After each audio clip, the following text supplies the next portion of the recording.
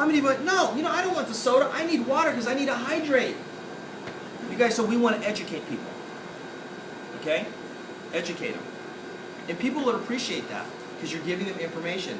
And hopefully, write it down. Through the law of reciprocation, as you give them information, and then we talk about and looking to see if there's a deficiency, and we find out there is, and we have an answer, then they'll feel compelled to do what? To get on the product. Okay? And why do we not want to teach diet? Because diet's something they get on and they get off. Just like I had Lena, who's my customer, who's been struggling. She was a referral. I got her as a customer. Okay? Lena, I talked to her today, and she's fallen off the wagon. I said, you know what? No problem. Let's do this. Let's lower the bar so you can still have wellness and at least have one healthy meal a day. And if you have at least one healthy meal, you're still going to lean out. You're still going to have wellness and feel better. And let's talk about how we can win where you're at. And she went, because for some people, one meal a day is very hard for them, even though we give them all the tools and everything. So at worst case, guys, write it down. The healthy meal. One healthy meal. We want them to switch one healthy meal. If they do that, do you know that we don't have anybody who we can get on a healthy meal, and by the way, you know what's going to happen automatically? They're going to lose weight. You know why? One, they're feeding their body. Number two is they're eating the healthy meal and they make a lifestyle change, and then they go eat all the crap.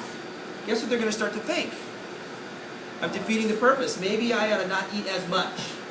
Maybe I eat it just a little bit different, and they start to lose weight. Even off one meal. So what? It doesn't take them 4 months, it takes them 8 months. But then they become a user for the rest of their life. A product lover. We still win because that's our #1 objective. Right? So I said, it's okay. And you can just hear her go, sigh. Let's win where you're at. Okay? So then what we do is in the wellness profile, the first thing we do is we get their health survey. So we find out if they have any ailments, if they're on any medications. And two is we look at what their daily diet looks like. Okay? What their daily diet looks like. Out of all the wellness profiles that I've had, okay, I haven't had one person, not one, guys, who's consuming enough protein. Not one. And I ask them, do you know your protein number? They go, no.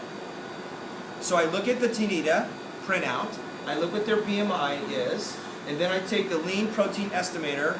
Who's got a lean protein estimator? I take the lean protein estimator, and you can skip one step.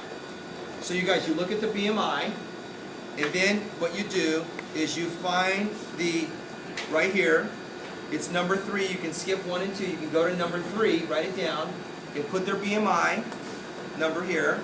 And then in this little box right here, which is step number 4, you find their height and their weight, and it tells you what their protein number is. And I tell them, you need to know your protein number. Because, listen, you know your age, you know your height, you know your social security. One of the most important things that you need to know is your protein number, because you're either feeding your body or you're what? Eating your body. Write it down. I tell them, you're eating your body, you're feeding your body. Okay? Now, I'm almost 50, and my resting metabolic rate, write it down, is about 1,900 points. It's right under that. Okay? So, like